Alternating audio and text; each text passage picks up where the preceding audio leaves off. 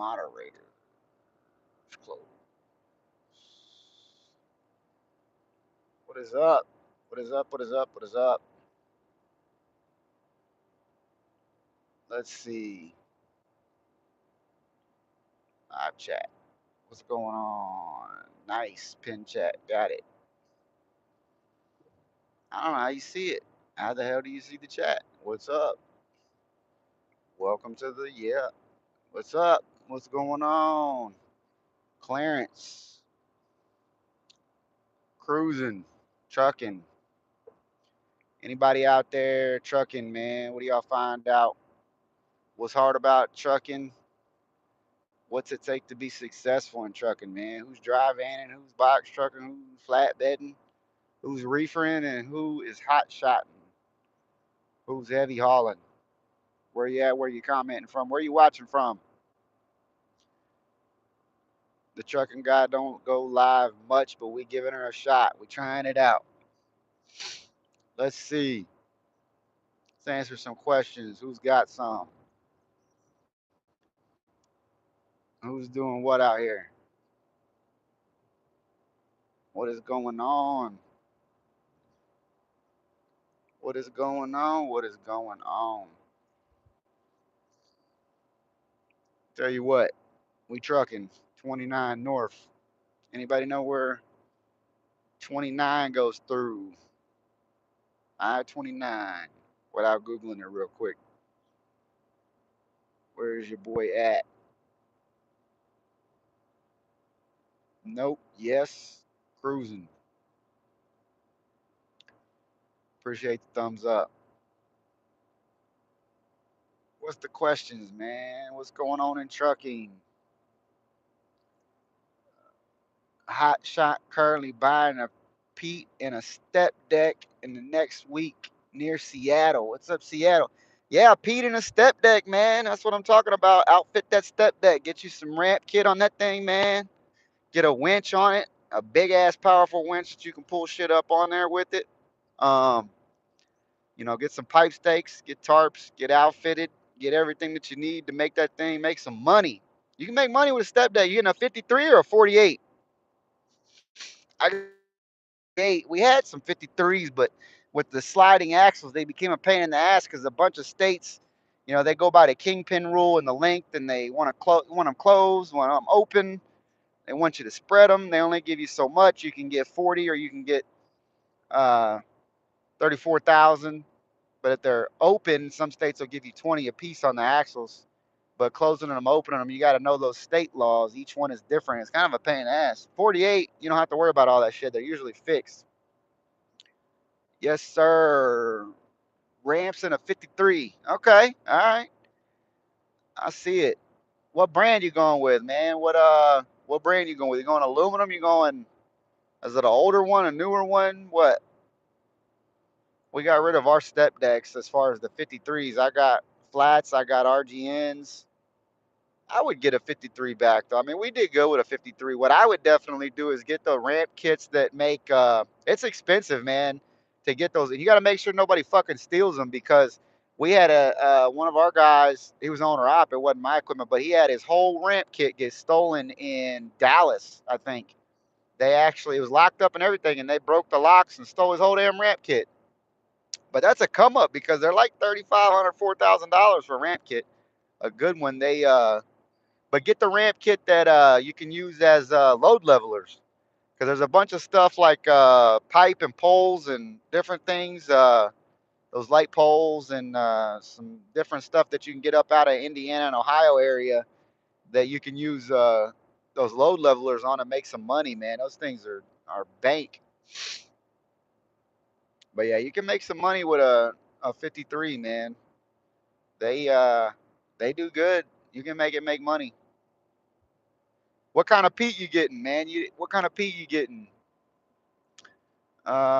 Use combo, whichever best deal I can get with the ramps. Ramp kits aren't cheap. Yeah, exactly, man. They are not cheap. But it's kind of a have to thing, man. I mean, if you really want to make that thing make money, you need it. So I'm all about invest the money so that you don't have to be missing loads, man, you don't have to be limited, man. Anytime you miss an opportunity to make money, it costs you money. I missed I'm back hot shotting just to make some content, man, and I missed a load like 2 weeks ago, and I missed another load yesterday because I didn't have pipe stakes. So I went and bought me some. If you're watching in my videos or content, I went and bought some yesterday, 40 bucks a piece. 40. I bought 8 of them. They're 48 inch. So that shit won't be happening to me no more. I'm outfitted now. I got winch, mega ramps. I got everything but air ride. I got twit car, passport. Um, I got pipe stakes. I got coil racks. I got 8 foot tarps, chains binder straps. I even got the 50-foot straps. I got all my wide load shit. So other than air ride, this little hot shot can do just about everything you can do. And he says use combo trying to get a 579 currently. Man, I don't know about those new trucks, man. I don't know, man. I'm all about the Pete I'm going after is a 379.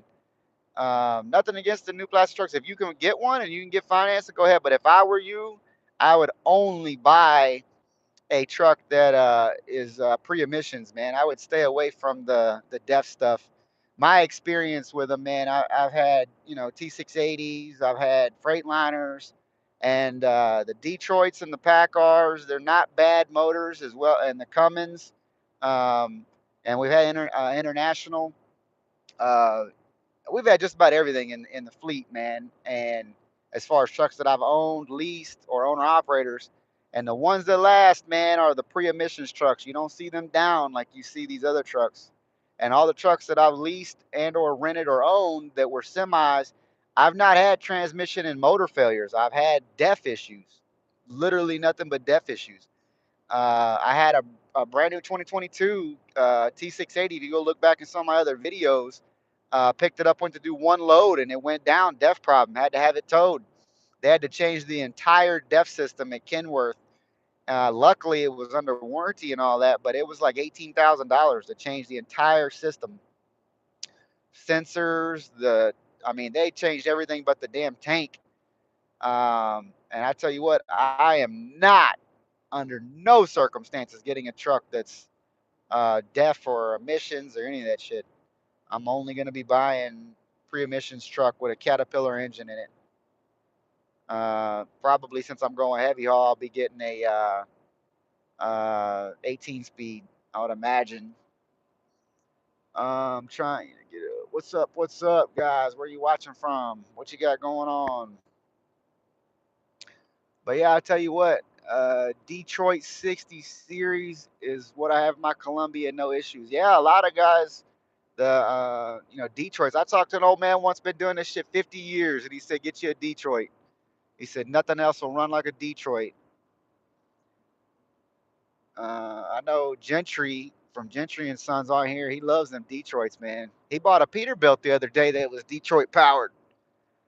That Freightliner I had with the Detroit in it, man, I love that truck. That truck had some power.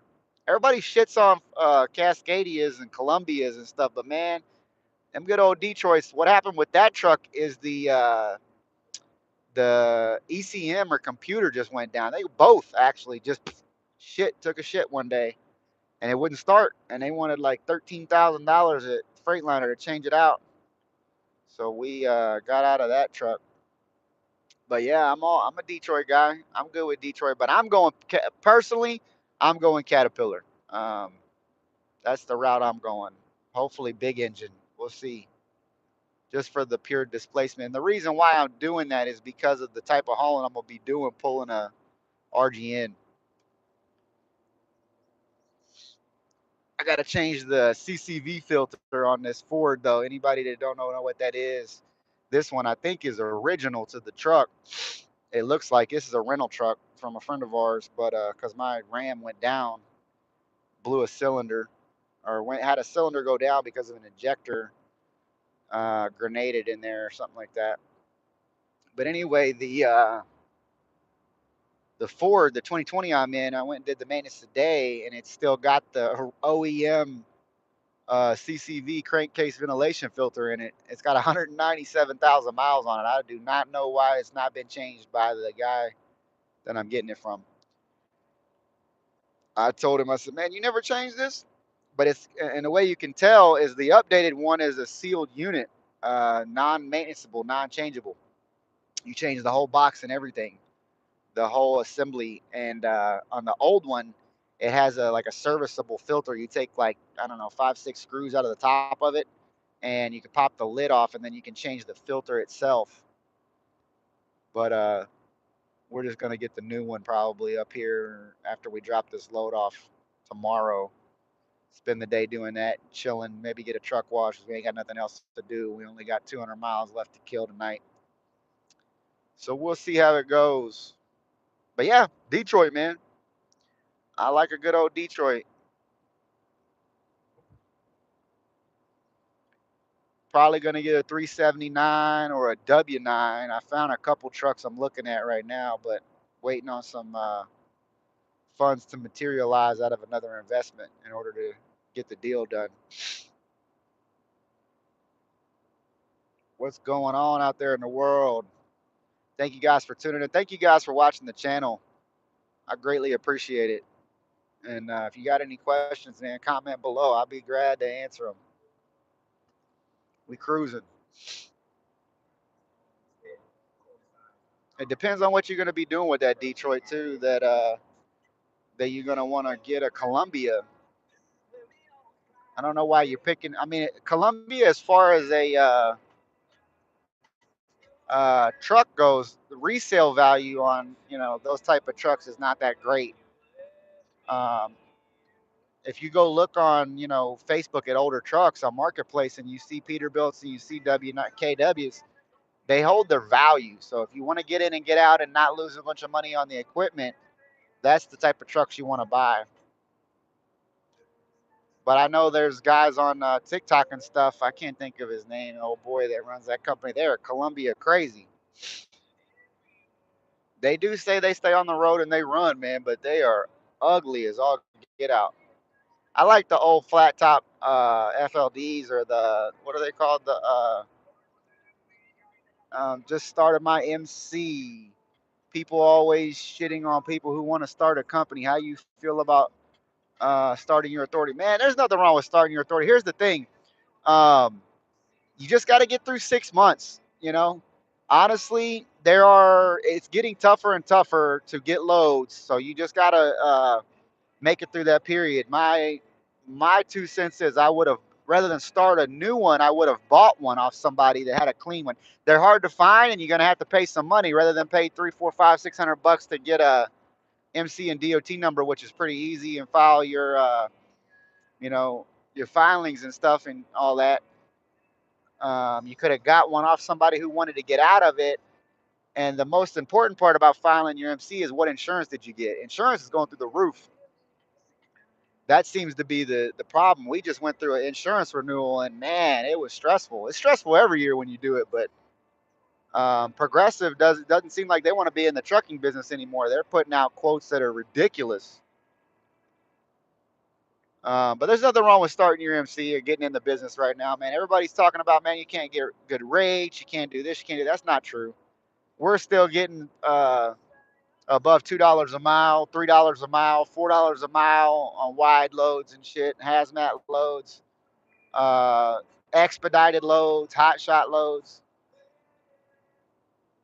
It can be done. I actually just missed the load yesterday because I didn't have pipe stakes. I was saying earlier, because it was paying like 360 a mile. It was one of those last minute Friday deals, and I didn't have them, and I went and bought them that day. I missed one last week in Texas. Texas is big on the pipe stakes, but I was in St. Louis, and there was one in where the hell was it, Oklahoma or somewhere, that I could have run over and grabbed, and it was paying like 360 a mile, like $3,600 on 1,000, and missed it. I said, I ain't doing that shit no more. So I went and bought me some. But yeah, starting a new authority, man, do it.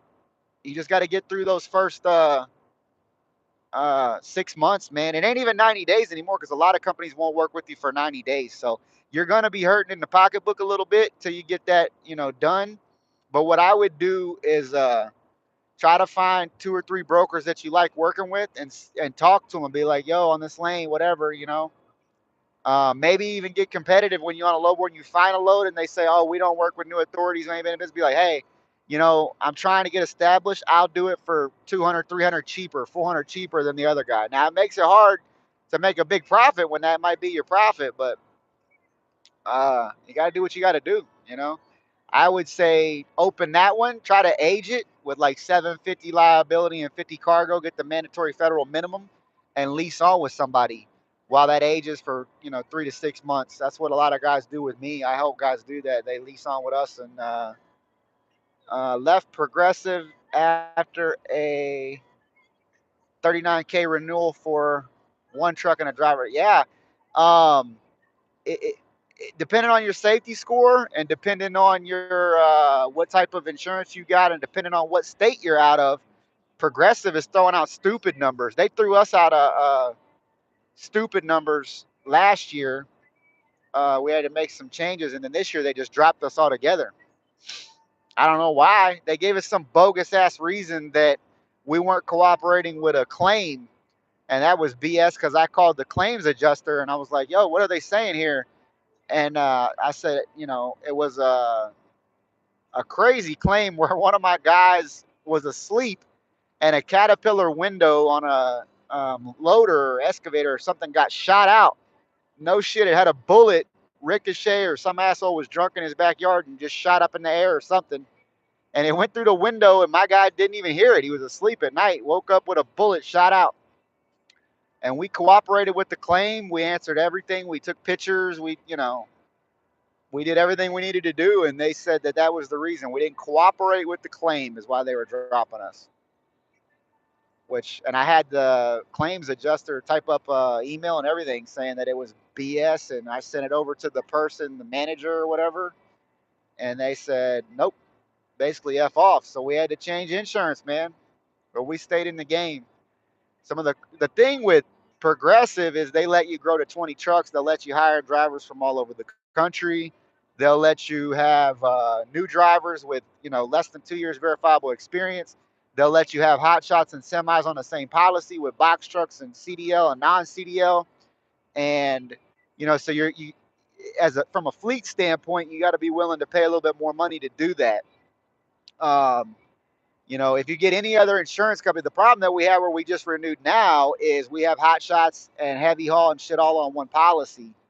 And I got one box truck, but I don't do box trucks. I just have a friend of mine that was a consulting client of mine that needed somewhere to go with a situation he had. So he came over. I let him lease on.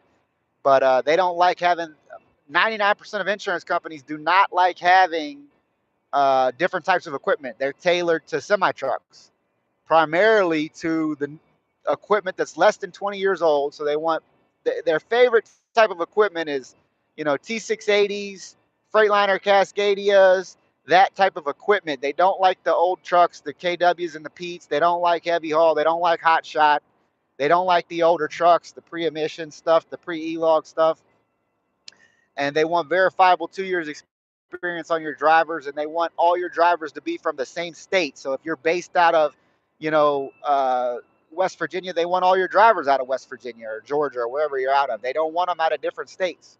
So they have a lot of limitations. So when you go to shop insurance and they say, oh, well, your drivers are from, California and Las Vegas and Georgia and Florida and Ohio, it's too much of a liability. They just deny the quote. They won't quote. Well, I hate to tell you, there ain't a million insurance companies for trucking. There's only so many.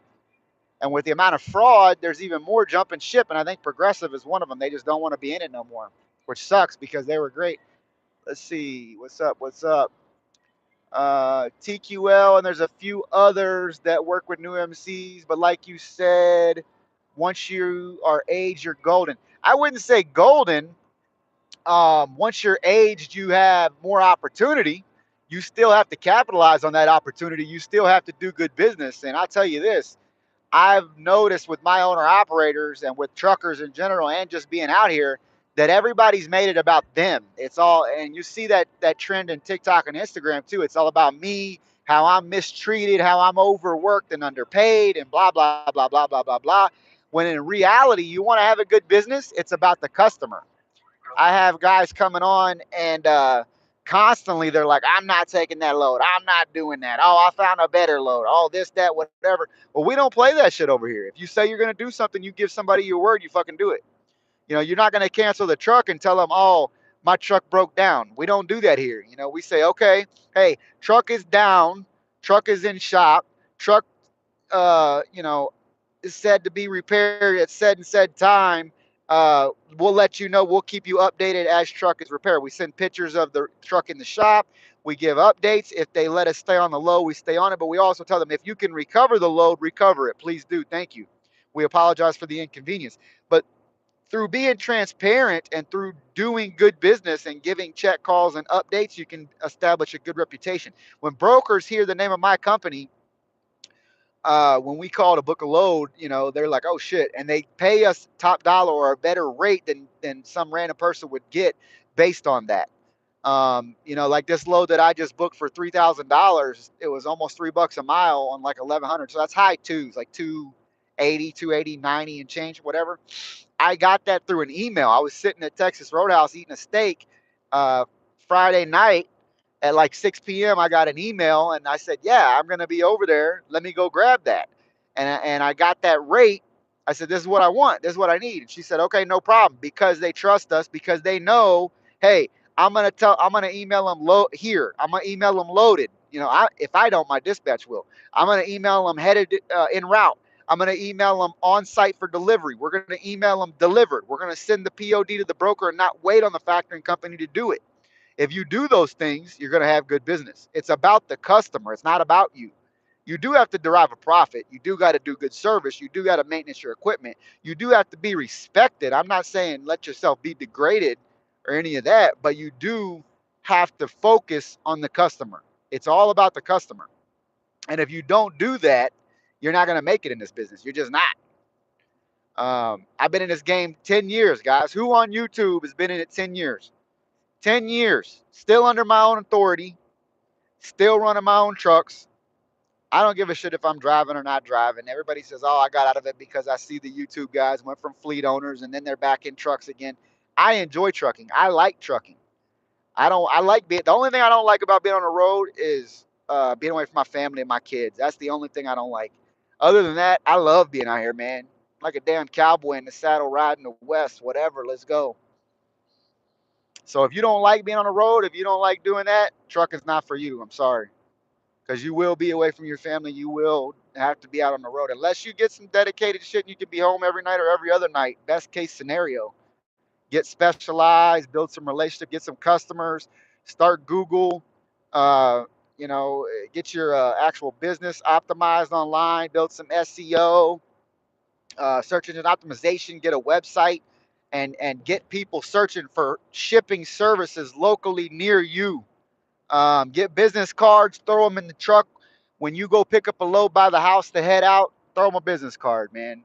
I'm not saying go back and be safe out there. Hey, man, appreciate it. Curtis Sanders. Thanks for tuning in. Thanks for watching. I'm not saying undercut or go behind the broker, but what I am saying is, if it's a new broker or a broker you don't like or you don't give a shit about, that you don't have a good relationship with, say, hey, I'm in the area. I live here. Shoot me a call. Don't try to undercut it or do it cheaper because there's always somebody who can do it cheaper. You never want to be known as the cheapest. You want to be known as quality service. You know what I mean? I don't mind working with brokers. We got a lot of good brokers that we work with, been working with them for years. They know me from the Money Penny company. They know me from my Double Down company and the other companies that I'm affiliated with and friends and consulting clients that I send their way. They know that we execute on good business and they're happy with it. So there's I work with brokers. I don't mind. Thanks for the thumbs up. The three of you that sent me some, man. I appreciate it. I appreciate it. Hot shot from Chesapeake, Virginia. What's up, Chesapeake? I got a good consultant client buddy of mine out there. I don't think he's in Chesapeake. He's in he's over that way though. But he got into it. He actually got into a good deal running containers out the port, making like $4, $5, $6, $8 a mile. Jersey, New York, Baltimore area, Virginia area. He's doing really, really well, man. Got him a container trailer, and man, he's killing it over there. He's been doing that like 2 years now. and Norfolk. Yeah, what's up, Norfolk? But I'm telling you, man, you can still make money out here, guys. Everybody asking me, man, is it a good time to buy a truck? Is it a good time to get into hot shot? And then you got some of these guys out here saying, don't do it. You go read any of the forums, they're like, don't do it, you'll go bankrupt. Here's what I can tell you: go to the auctions. Right now is the best time to buy a truck because all the trucks that guys bought for $90,000, $100,000 after COVID, when we said don't buy trucks, they're all getting repoed and they're letting them go back to the bank. So go buy those trucks for 40 grand, man. Go buy those trucks for 30 grand. This truck right here I got a truck on, by the way. It's a 2023 Ram. It got T-boned in the side. It's got like 40,000 miles on it, right? They paid like $22,000 for this truck. Now, it's a beautiful truck on three sides, but one side is fucked.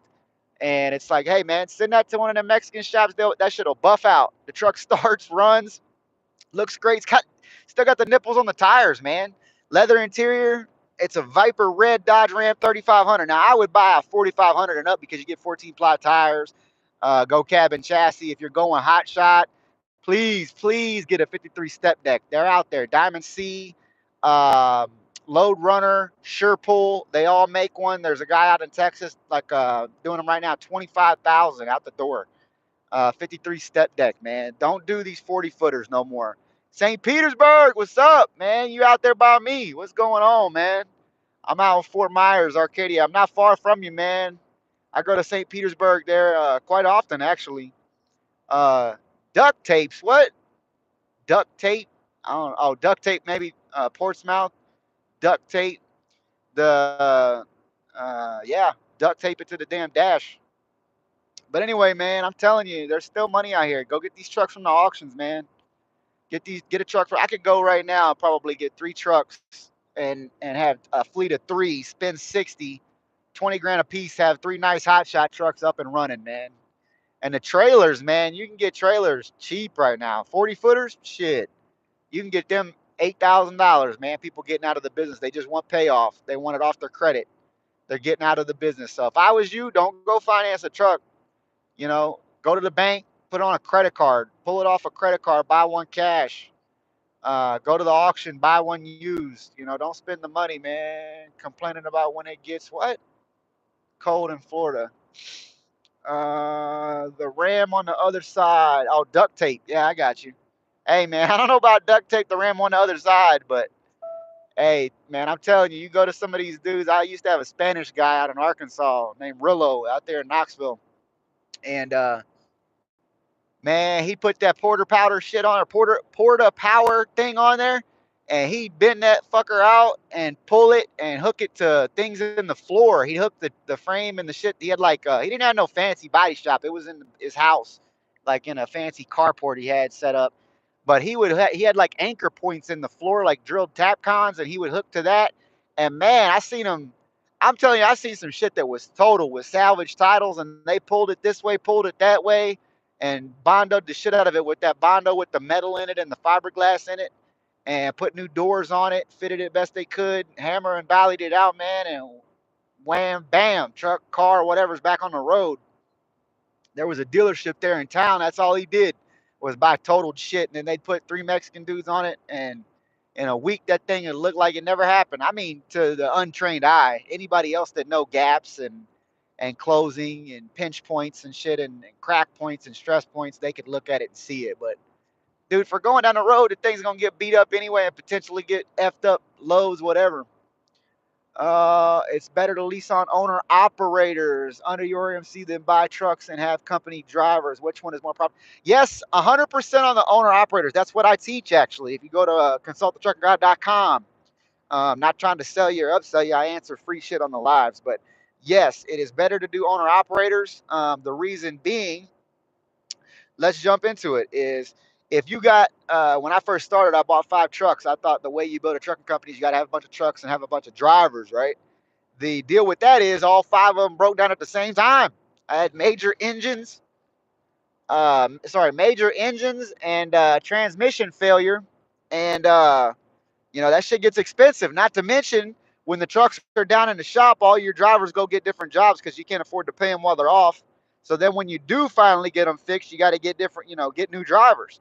So those trucks could go from rolling to sitting for 2, 3, 4 months. I've had trucks sit in the yard for 6 months because after you get them fixed, 3 months in the shop, or by the time you get the parts and get them fixed and get the money, the finances, whatever, and finally get them in a shop, most good shops are booked out, and it takes a time to get the parts. Sometimes to get an engine from Ram or Ford or whoever. If you're hot shotting or getting a new Caterpillar or Cummins in a big truck or a Detroit, whatever, it takes time to get those parts, and then it takes time to change out big transmissions and motors. It's not a slap it together type of thing. Um, and if you're not mechanically inclined to have your own shop where you can do your own work, yeah, it's not a good idea because they all go down. Now you got to pay your driver to sit while the truck's, because he's got to make a living or he's got to feed his family. So what are you going to do, right? Whereas if it's an owner operator, um, he can call you up and say, hey man, my motor blew up. And you can say, hey, I'm sorry about that, Ricky Bob. Whatever, I'm gonna take you off the insurance. Let me know when you get it fixed, and he might go do something else or rent a truck or borrow a truck or buy another truck and come back to work for you. And there's no downtime, no liability, no downside liability to you, no money out the door. And you can still, go make a buck, and he can get his motor fixed and it doesn't affect you, right? You still keep rolling. But the key to that is you do have to get at least 5 owner operators to make any kind of decent living. And what I teach is any truck, whether it's a conventional semi or a hot shot, in the drive-in, flatbed, step deck, reefer, hot shot, 40-foot CDL space, they're going to do about 200 grand a year, about $20,000 a month, roughly. 10 months a year, you take 1 week a month off. Traditionally, is how it averages out, and you're going to make about 200 grand a year in annual revenue. Right now, you should have a profit margin of around 7 to 10%, even if you're doing an 80-20 split, an 85-15 split, whatever type of split you're doing, you're not going to get much of a better profit margin than that if you're doing reputable, good business with owner operators. So, what does that mean? It means that the owner operator can come on, he can make the majority of the money. You handle the back office, the IFTA, the tags, the ELD, the DOT compliance, the insurance, the payroll, the factoring, all of that shit. And you got to figure out what you're going to pay. Are you going to pay ELD? Are you going to pay factoring percentage out of your money, the 15% or whatever? You can't keep all 15% and then back charge everything to them. Nobody would do that. It doesn't make sense. So if you're going to take 15%, you got to do something to justify getting paid. So that's where the dispatch comes in. That's where the paperwork comes in, the setup packets, the insurance certificates or COIs. That's where DOT compliance, the audits, payroll, factoring, submitting factoring, paying, transferring monies, all of that shit comes into play. Managing ELD, managing pre-passes if you got a DriveWise or a pre-pass, which you should have. Dealing with brokers and all that shit. You got to do something for justifying getting that 15, 20, 10%, whatever. But yeah, that's the best way to go about it. So your profit margin should be about 7 to 10%, which is, if you Google it, the national average. That does not include hazmat or heavy haul or anything specialized. That shit is obviously going to pay more. But traditionally, 200 grand a year. The owner operator should have about 50, 60% expenses between fuel, truck, trailer, maintenance, escrow, insurance costs, etc. So he should be able, as an owner operator, to put roughly 100 grand a year in his pocket, 80 to 100 grand, and he should be able to pay out that kind of margin to you. And so if you just say, okay, I'm making a 10% margin, roughly, you should have about a $20,000 profit in a year on one owner operator. Now, if you have a company truck and you incur all the expenses, the downside liability, the depreciation on the equipment, because you can't just go buy a truck, you got to have a trailer too. You're going to have to pay interest on that equipment. By the time you factor all that shit in, it makes it really, really hard to make money. An owner operator can deal with all that and still make money. And most owner operators are mechanically inclined, or should be at some aspect. So you don't have the time to work on the truck, and you're not getting paid for that anyway. But you're going to make the same money whether you own the truck or you have an owner operator. You're going to make somewhere around 20 grand a year. The difference is you push all the liability off onto the owner operator, who makes enough money to deal with it. Because if you're only making 20 grand a year on a company truck, and you turn around and have $10,000, $20,000 worth of repairs in a year because you don't have a good maintenance program, you're not mechanically inclined, you're not doing maintenance on the increments that it needs done, you're going to end up with making no money on that truck. So you did all that work and had all that liability out on the street where somebody could have died, got hurt, got in a wreck, something happened, and you're not making no money for that. So not what I would consider doing unless you're getting a semi, trying to get some dedicated thing locally, less liability because the truck isn't working as hard. And you can get to the truck with your own tow truck and bring it back to your own shop, or you have a good guy who can do your work for you, cheap or cheaper than some crazy shop on the road. They always get you because they know they got you out there. So that's the thing. I don't believe in doing it. Owner operators, uh, a lot of them, especially if they're new, they want to lease onto somebody who can handle all that on the back end. Now you need to know how to do the back end. You can't just jump into it like some of these gurus tell you to do, and that it's easy and you can get some suckers.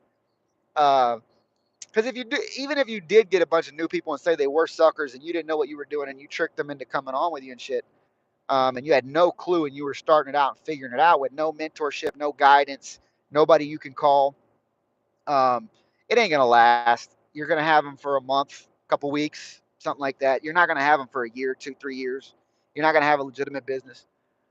Do you need anything else to run hazmat besides the license endorsement? Yes, you do. You need to have it listed on your MCS 150, and there is also a form. It's called you can Google it. It's some form you have to file with the government, and you have to, I forget what it is now. And it's, I think, I want to say it's like $200. I haven't done one in so long. I can't even remember. But you can Google hazmat form filing for trucking authority or something like that, and it'll pop up. I can't remember what it's called, but you got to fill out that form, and it talks about what it is and blah blah blah blah. And then check with your insurance because some insurance companies have hazmat exclusions. They would let you do it, but they don't cover it. Progressive does not cover any hazmat if you have Progressive. They won't do it, even if it's low level, like car batteries or paint or something like that, where it's non-explosives and stuff like that. They still won't. They don't want you doing it. So you got to have an insurance company that doesn't care. Um, Thanks, man. Yeah, no problem, man. I appreciate you watching. Appreciate the view, man. Appreciate you following the channel. Go follow me on TikTok, Instagram. If you're not following me there yet, and anywhere else, you guys can follow me at the Trucking Guy or at the Real Trucking Guy on Instagram, Facebook, and TikTok. I post a lot on TikTok, a lot of funny videos. But yeah, man,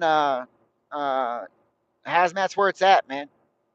You definitely we've gotten a few hazmat inspections, so you want to dot your I's and cross your T's. Don't fuck around because I will tell you that I had a guy fail a hazmat inspection, which was not even a hazmat load. It's bullshit. But you guys out there doing hot shot or doing anything like that, do not carry a gas can in the back of your truck. I repeat, do not carry a gas can in the back of your truck, 5 gallon, 3 gallon, one. That gas can down and or having it in the back will get you a hazmat violation.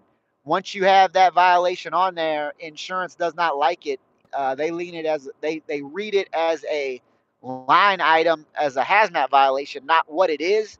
And on the safety score, it looks like you were hauling hazmat and messed up, even though it's bogus and it's bullshit. I had one on my last company, and two of them actually got. One fell off, and then a couple years later we got another one, and it's from having new hotshot guys carrying a 5 gallon can of diesel in the back of their truck because they want to have an extra in case they run out of gas, or maybe they did run out of diesel like some dummies, and they went to the truck stop and got a 5 gallon can and filled it up, and then they thought, I'm going to carry this around in case that ever happens again. That's stupid. Don't do that.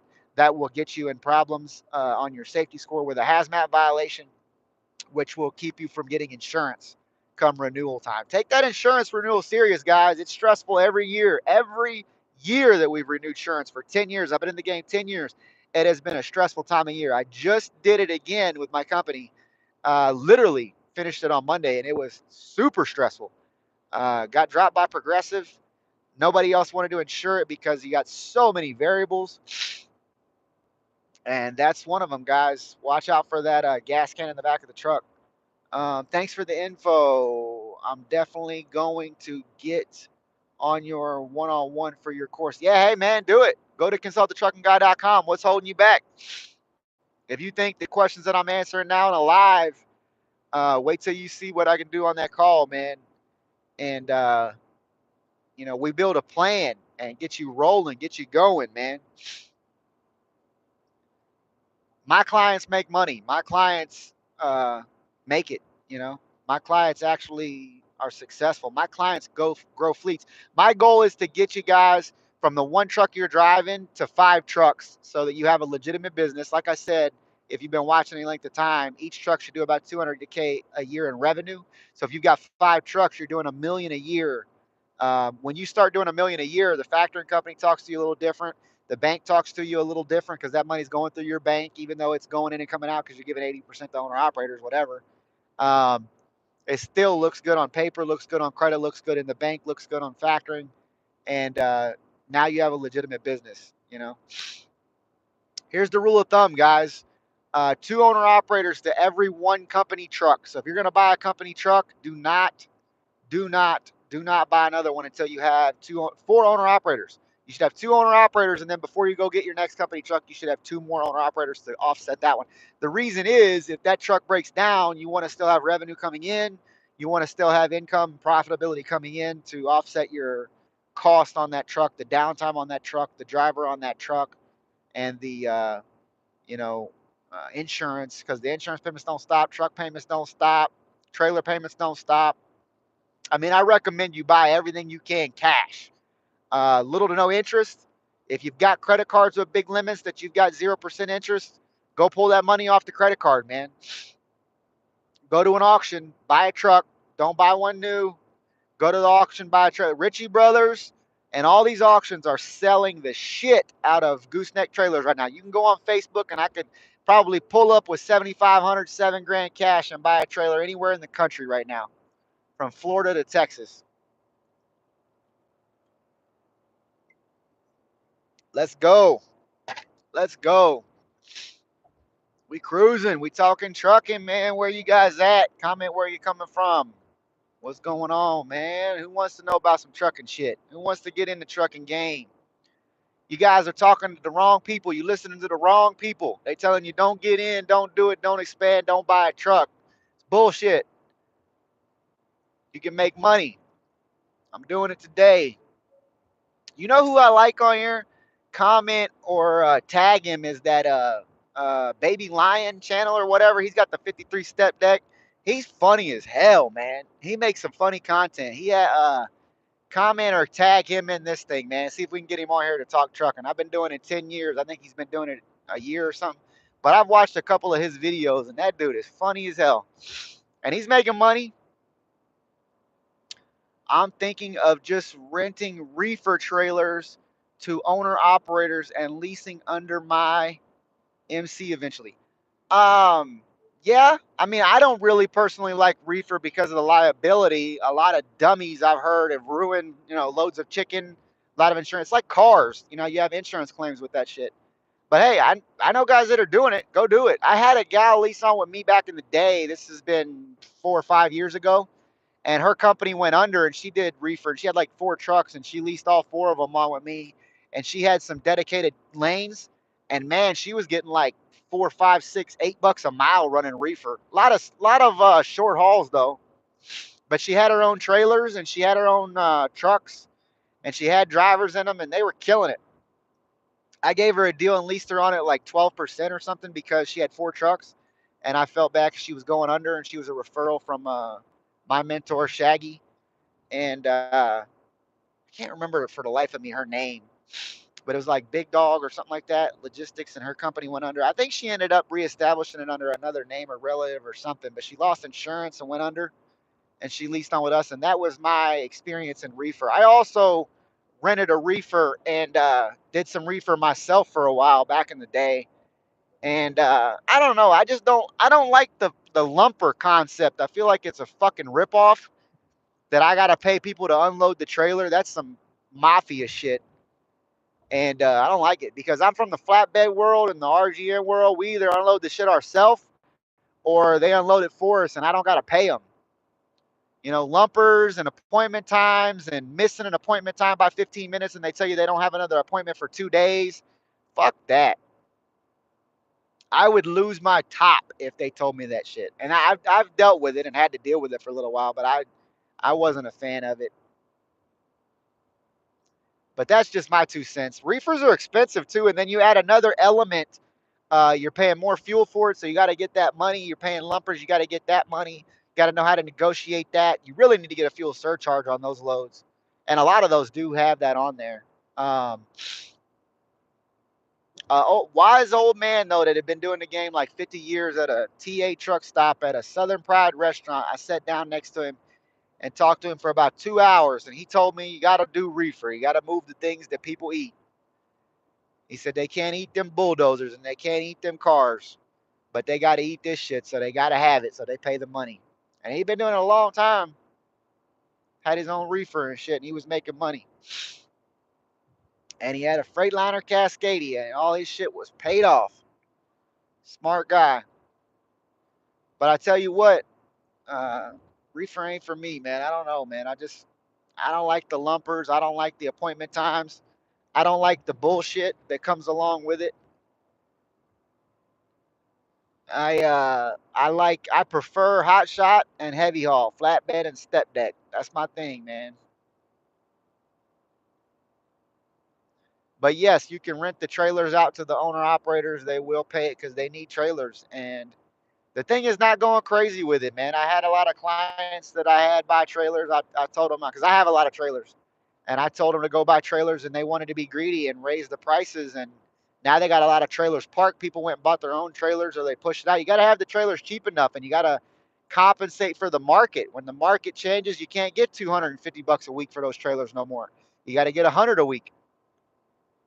You know, think of the big companies. They have trailers they let the guys use for owner operated, like Prime.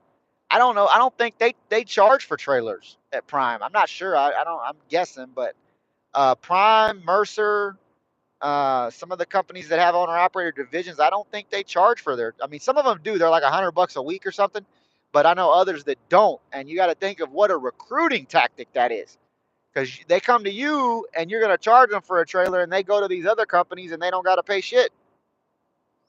They get a free trailer. So that's a great recruiting tactic to have in your back pocket to get trailers and rent them out. Yes, but do it where the thing about owner operator program, guys, and this is what I teach, okay? And listen up, write this down and circle it, is it's got to benefit the owner operator as much as possible while still making a profit, and you got to be proud of making a profit. Don't ever feel ashamed of that. I know a lot of people try to come in and be like, on the forums on Facebook and shit, and they'll be like, oh, look at 10%, can't make no money paying no motherfuckers 10%. What are you going to do for 10%, whatever, or 20% or whatever? At the end of the day, they are smart enough to go do their own thing. There's The reason why an owner operator would lease on anyway is either A, he's not smart enough to do his own thing, B, he doesn't want to do his own thing, C, he can't do his own thing, right? He doesn't have the money, the credit, the wherewithal, or the know-how. Or D, maybe he's going to do his own thing eventually, and he just wants to lease on under somebody and learn the ropes. I have a lot of all of that. I have guys that are too dumb to do it on their own and they lease on. I have guys that just don't want to do it, so they lease on. And I have guys that could do it and they don't have the ability, the money, the finances for the insurance, the credit, or they're felons, or whatever the reason is, and they have too many things holding them back, or they're going to, and they just haven't done it yet. I have a little bit of all of that. So, it's a little to each its own. But keep that revolving door because it's harder than you think. Everybody hates brokers. Everybody hates lease on companies. Everybody hates this, that, whatever. Fuck it. Here's the end of the day is uh, it's not as easy as you think. It's not as easy as everybody thinks to run their own shit. It's not as easy as you think to be a broker, guys. I've made thousands of cold calls. How many of y'all made? You know what I mean? At the end of the day, them cold calls them brokers make, them customers that they get, the shit that they do, it ain't easy. It is not easy. It's next to impossible especially in a market like right now, because everybody says, "Oh, I've already got somebody. I've already got somebody." Right? I'm already working with somebody. We already have a relationship for that. Or, we don't have an abundance of freight right now. We're doing piecework. So, and believe it or not, guys, everybody thinks that brokers have all the freight, right? They don't. And they think that you have to go through a broker to get the loads. That's not true. What actually the case is, and I've been doing this a long time, it's a fallacy that the brokers of the market is that the shippers have the fucking load boards, guys. The shippers themselves have the load boards. So when they need to ship a shipment, right, you think you're getting it from, you know, a broker like a CH Robinson or whatever, and you're not. Those smaller mom and pop brokerages who you think are small mom and pops are actually just an extension of the shipper themselves. They said, fuck dealing with brokers and dealing with all the bullshit. We'll just open our own brokerage because we have the freight. And when we need to move something on a Monday or a Wednesday or a Friday or once a month or once every 2 weeks, we'll post it on the load board ourselves and save the money and the aggravation. So that's what you end up with. And everybody thinks that it's all brokers and you got to get it all from brokers and everything. No, you're getting it from the shipper direct. They just have the access to the load board themselves. And, you know, that everybody thinks that the broker's taking this big cut. No, they are the broker and they're controlling their shipping costs because they don't want to pay a broker 3 grand and they knew they found out that the truck was taking it for 2,500. Well, they can save 500 bucks. If they do that 4 times a month, that's 2 grand, and the load board and the broker and all that shit only cost them, 400 bucks a month. So they saving 1,500, and all they got to do is post it and answer the phone.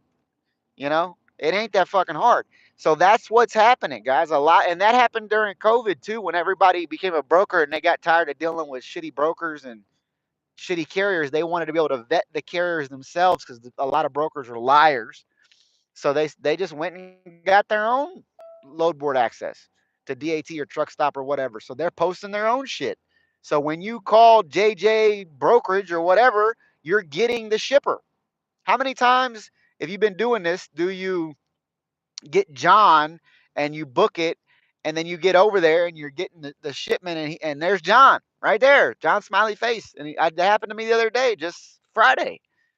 And he said, "Did I just talk to you on the phone?" I said, "Yeah, I told you I was 30 minutes away." He's like, "Oh, okay, cool. Well, here we are." That's where, and then you got the freight forwarders. If you guys don't know what that is, that's where a lot of brokers get their freight from anyway. But freight forwarders are basically on-site brokerages on for big shippers that they farm it out. But rather than farm it out to an office somewhere else, the freight forwarder is on site.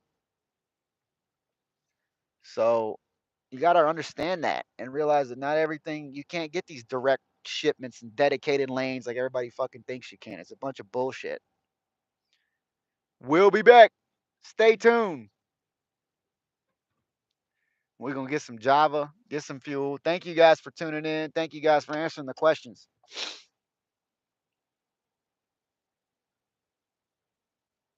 Now the question is, how do you turn this fucker off? Oh, there it is.